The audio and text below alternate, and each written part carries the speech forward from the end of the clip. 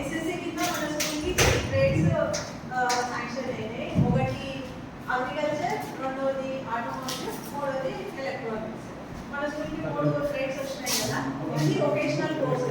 Agriculture అయితే ఇప్పుడు మీకు సొంతంగా ఫార్మర్స్ ఉంటారు కదా, మీకు పొలాల్లో ఉంటాయి కదా, ఆ పొలాల్లో మీరు మీ సొంత పొలాలు ఏ విధంగా అయితే మీరు ఫార్మింగ్ చేసుకోవచ్చు అనేది ఈ అగ్రికల్చర్ ద్వారా మనం నేర్చుకొని సొంతంగా మీరు మీ పొలాలలో చేసుకోవచ్చు.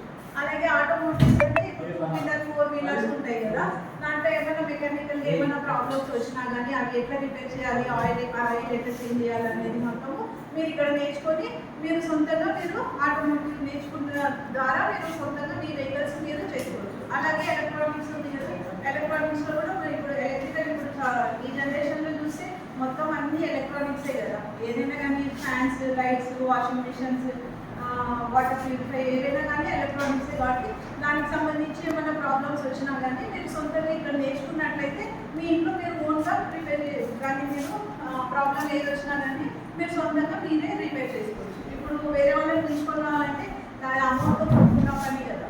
సొంతంగా మీరు నేర్చుకుంటే మీ ఇంట్లో కానీ ఎవరి పక్కన కానీ ఎవరికైనా కానీ మీరు హెల్ప్ చేయాలన్నా కానీ మీరు ఈ 3 ట్రేడ్స్ నేర్చుకున్నారంటే హ్యాపీగా మీరు బాగా చేసుకోగలరు.